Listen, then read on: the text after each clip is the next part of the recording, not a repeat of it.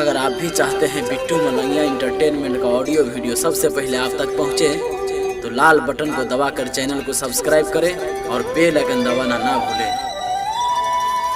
प्रेम से बोलो छठी मैया की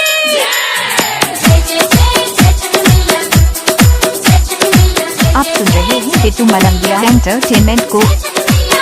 music by Dhruv Gupta, Lakshmi recording studio Dhami.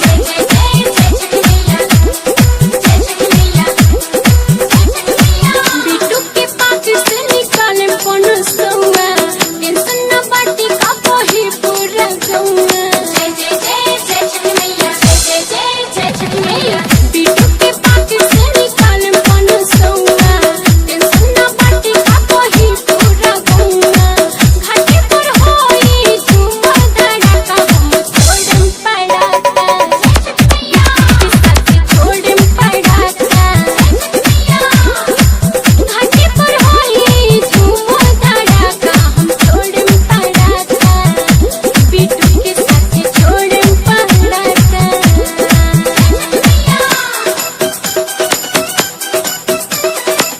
DJ Bittu Malangiya music by Madhubani Dhruv Gupta, Lakshmi recording studio Dhami.